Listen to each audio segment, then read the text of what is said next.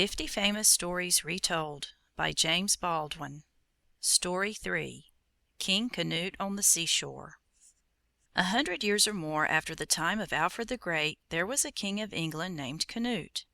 King Canute was a Dane, but the Danes were not so fierce and cruel then as they had been when they were at war with King Alfred. The great men and officers who were around King Canute were always praising him. "You are the greatest man that ever lived," one would say. Then another would say, "O King, there can never be another man so mighty as you." And another would say, "Great Canute, there is nothing in the world that dares to disobey you."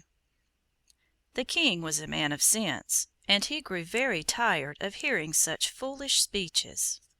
One day he was by the seashore, and his officers were with him. They were praising him, as they were in the habit of doing. He thought that now he would teach them a lesson, and so he bade them set his chair on the beach close to the edge of the water. "Am I the greatest man in the world?" he asked. "O King," they cried, "there is no one so mighty as you."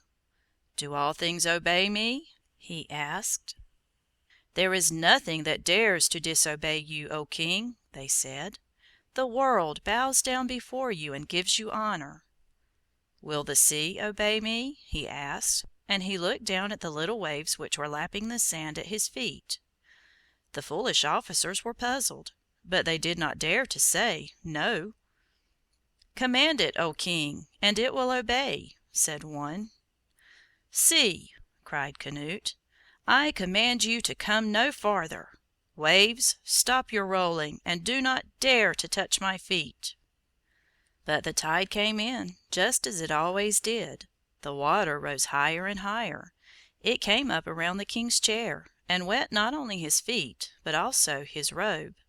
His officers stood about him, alarmed, and wondering whether he was not mad.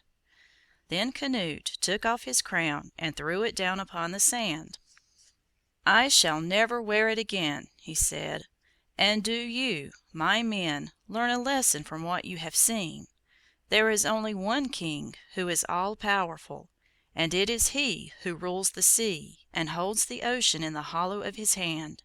It is he whom you ought to praise and serve above all others." End of Story 3.